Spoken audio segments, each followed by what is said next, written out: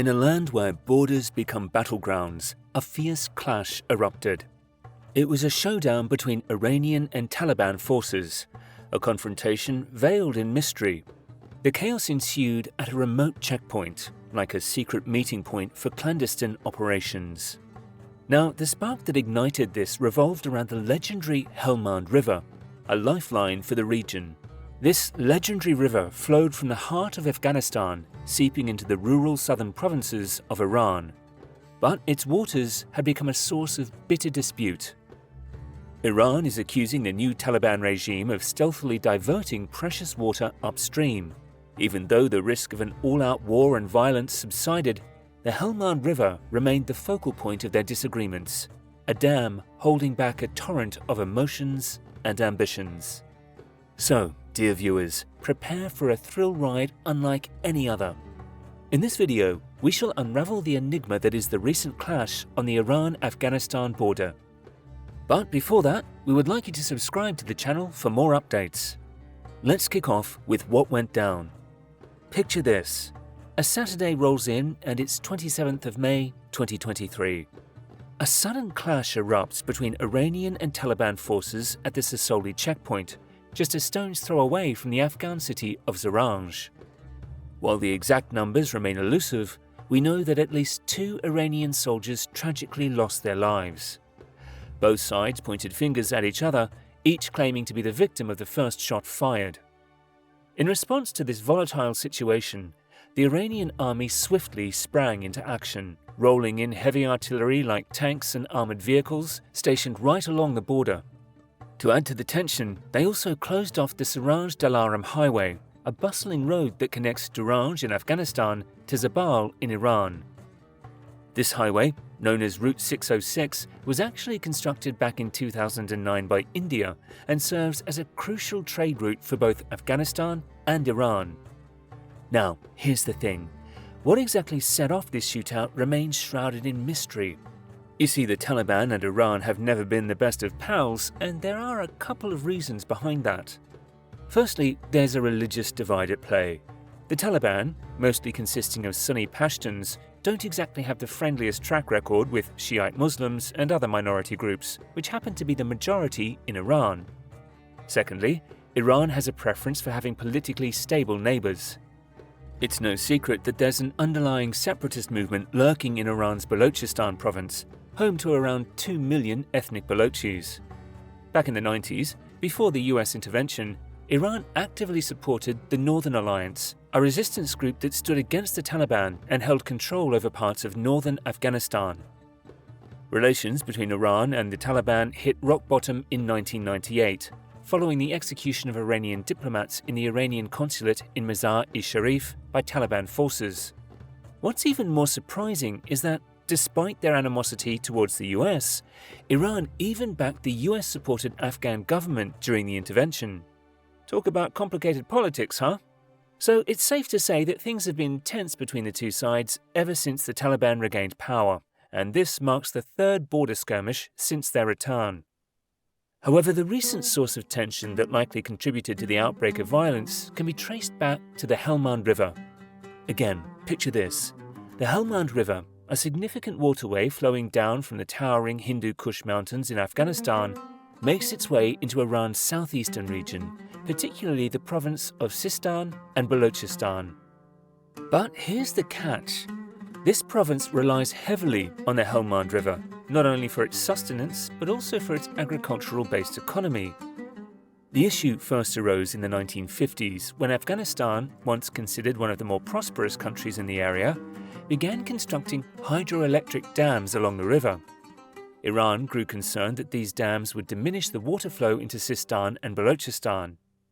In an attempt to address this concern, in March 1973, the Afghan-Iranian Helmand River Water Treaty was signed, ensuring Iran approximately 10% of Helmand's annual flow.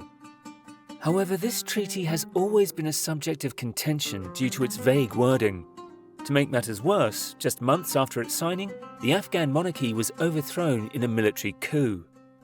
Hope flickered in the 2010s when negotiations recommenced under the support of the US-backed government. Ultimately, with the return of the Taliban, any progress was swiftly dashed. Tensions escalated further in recent years as Afghanistan embarked on renovating the Kajaki Dam. To add fuel to the fire, in 2017, construction on the Kamal Khan Dam in the lower reaches of the Helmand River was resumed and completed in 2021. Iran fears that these new dams will diminish the water flow into Sistan and Balochistan. Iranian President Ibrahim Raisi expressed his desire to dispatch a team of Iranian hydrologists to monitor the new dam. He sternly warned the Taliban that Iran would not tolerate any violation of the rights of our people. In response to Raisi's veiled threat, the Taliban resorted to mocking him online, further fueling the flames of tension. The recent surge in tensions paints a grim picture of a long-standing issue with no immediate resolution in sight. In fact, the situation is poised to intensify as the impact of climate change takes its toll on the region. You see, both countries have grown increasingly dependent on the Helmand River as other water sources have dried up, and, unfortunately, the Helmand itself carries less water than it did before. Over the past 40 years, annual precipitation in the area has plummeted by around 50%.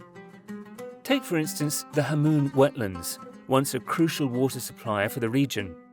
These wetlands, spanning thousands of square kilometers in 1975, have now shriveled to dust due to a combination of mismanagement and relentless 30-year drought. The disappearance of the wetlands has also worsened the problems of sandstorms in the area.